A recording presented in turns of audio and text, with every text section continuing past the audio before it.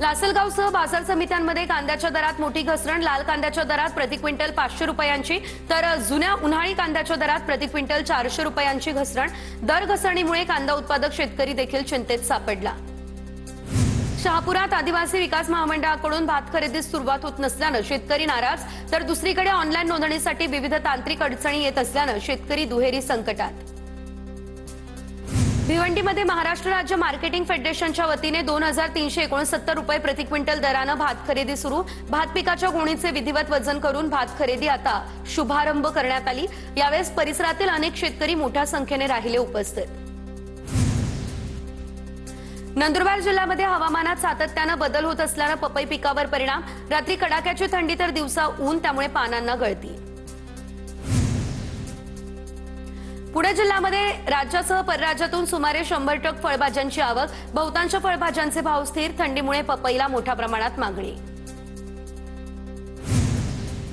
साताऱ्याच्या खटावमध्ये सर्वात उंचावरून प्रवास करणाऱ्या पट्टेरी हंसाचं आगमन। केरळवाडी या ठिकाणच्या ब्रिटिशकालीन तलावामध्ये द हिमालयन एअरलाइन मराठीमध्ये 16 पट्टेरी हंस या परदेशी पक्ष्यांचं आगमन। या हंसांना पाहण्यासाठी पक्षीप्रेमींची मोठ्या प्रमाणात गर्दी। महाराष्ट्र स्त्री मुक्ती चळवळीला 50 वर्ष पूर्ण। यशवंतराव चव्हाण सेंटरमध्ये 3 दिवसीय राज्यव्यापी परिषदेचं आयोजन। स्त्री मुक्ती चळवळीचा इतिहास, महिलांवर होणारे हिंसाचार, जाती आणि सामुदायिक प्रश्न यावरती झाली चर्चा। पुण्यातील सिंहगड किल्ल्यावर सह्याद्री प्रतिष्ठानच्या वतीने 3 भव्य तोफगाड्यांचं लोकार्पण। या तोफांना सह्याद्री प्रतिष्ठानच्या वतीने सागवानी गाडे बसवण्यात आले। लोकार्पणावेळी मोठ्या प्रमाणात शिवप्रेमींची उपस्थिती। पुढील 3 महिने भीमाशंकर मंदिर दर्शनासाठी बंद। 1 जानेवारीपासून पुढील 3 महिने भीमाशंकर मंदिर बंद। मंदिराच्या सभा मंडपाचं नव्यानं काम करण्यात येणार, त्यामुळे मंदिर बंद राहणार।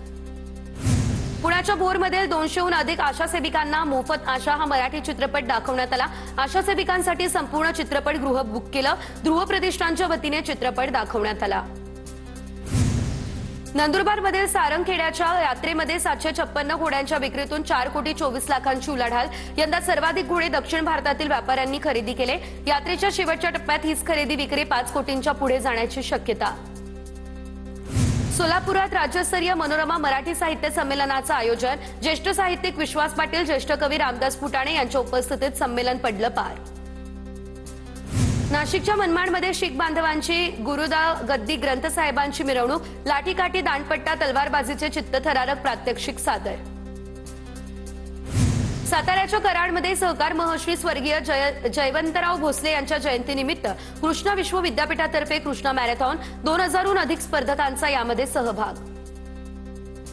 हिंगणघाटचा बाईकवीर वैभव सटोणे नेपाळ दौऱ्यावर निघाला, तर आता वैभव जवळपास 5000 किलोमीटरचा प्रवास बाईकनेच करणार। आमदार समीर कुणावार यांनी वैभवला शुभेच्छाही दिल्या। सोलापूरच्या श्रावणी सूर्यवंशीची स्विमिंग स्पर्धेमध्ये सुवर्ण भरारी। राष्ट्रीय स्विमिंग अँड ड्रायव्हिंग स्पर्धेमध्ये महाराष्ट्राचं प्रतिनिधित्व करणाऱ्या श्रावणी सूर्यवंशीची 3 सुवर्ण पदकांसह hat trick. Nashik Pune semi high speed रेल्वेसाठी सर्वपक्षीय नेते एकवटले। शिष्टमंडळ जानेवारीच्या पहिल्या आठवड्यामध्ये मुख्यमंत्री फडणवीसांची भेटही घेणार। प्रफुल्ल पटेल यांच्या वतीने गोंदियामध्ये हनुमान कथेचं आयोजन। कथा ऐकण्यासाठी मुख्यमंत्री फडणवीस आणि बावनकुळेंसह पंकज भोयर देखील उपस्थित। वाशिम जिल्ह्यामध्ये जनजीवन मिशन योजनेचं काम अद्याप अपूर्ण। 741 पैकी केवळ 297 योजना पूर्ण। 444 योजनांचं काम अर्धवट। नंदुरबार जिल्ह्यातील ग्रामीण भागामध्ये मोबाईल टॉवर असून इंटरनेट सेवा नाही। ग्रामीण भागातील नागरिकांची इंटरनेट अभावी गैरसोय। इंटरनेट सेवा उपलब्ध करून देण्याची नागरिकांची मागणी। छत्रपती संभाजीनगरच्या सिल्लोडमध्ये आमदार अब्दुल सत्तार यांच्या नेतृत्वात रास्ता रोको आंदोलन। शासकीय हमीभावाप्रमाणे कापूस खरेदी केंद्र तातडीने सुरू करण्याची मागणी।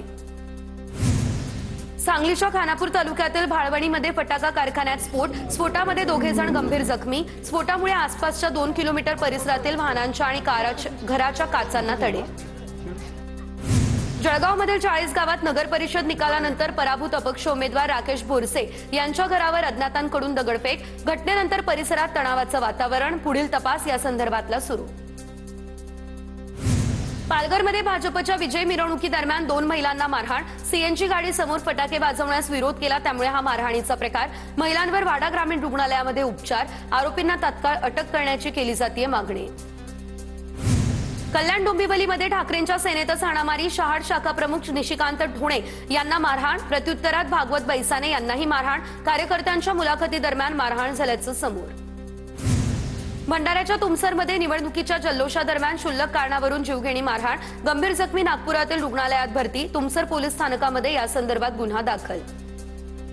रायगडच्या रोहा सुतारवाडी गीताबागमध्ये नवनिर्वाचित नगरसेवकांचा सत्कार, सुनील तटकरे यांच्या निवासस्थानी आता नगरसेवकांचा सत्कार झाला. खोपोली, कर्जत, मुरुड, रोहासह रायगडमध्ये एकूण 71 नगरसेवकांचा सत्कार करण्यात आला. परभणीच्या जिंतूरमध्ये मोकाट कुत्र्यांचा हैदोस, हिदायतनगरमधील 3 मुलांना कुत्र्यांचा चावा, तर जखमी मुलांवर परभणीमधील जिल्हा सामान्य रुग्णालयामध्ये उपचार सुरू. पुण्याच्या जेजुरीमध्ये नगरपरिषद निकालानंतरच्या विजय मिरवणुकीमध्ये भेसळयुक्त भंडाऱ्याचा भडका, भडक्यामध्ये 2 नवनिर्वाचित नगरसेवकांसह अनेक जण जखमी झाले. कोल्हापूरच्या रशिवेडेमध्ये जमिनीच्या वादातून हाणामारी, लोखंडी रॉडने मारहाण झाली, महिलेसह 3 जण जखमी, राधानगरी पोलीस ठाण्यात गुन्हा दाखल, मारहाणीचा व्हिडिओ व्हायरल. नवी मुंबई आंतरराष्ट्रीय विमानतळावरती येत्या गुरुवारी विमानाचं पहिलं उड्डाण, विमानांसाठी 7 दिवस पुरेल एवढा इंधन साठा ठेवण्यासाठी विमानतळावर सध्या 20 दशलक्ष लिटर इतक्या क्षमतेच्या टाक्याही करण्यात आल्या तयार. लांब पल्ल्याचा रेल्वे प्रवास महागणार, 215 किलोमीटरच्या पुढील तिकीट दरात वाढ, येत्या 26 डिसेंबर 2025 ला रेल्वेची नवीन तिकीट रचना लागू होणार. 7 निवडणूक अधिकाऱ्यांचं आता निलंबन, मतमोजणीच्या दिवशी ईव्हीएमवर उमेदवाराचं नाव न दिसल्यानं गोंधळ, त्यावरती आक्षेप घेत उमेदवार करुणा राऊत यांनी निवडणूक आयोगाकडे तक्रार केली. या प्रकरणी सखोल चौकशी करणार जिल्हाधिकाऱ्यांनी दिलंय आश्वासन.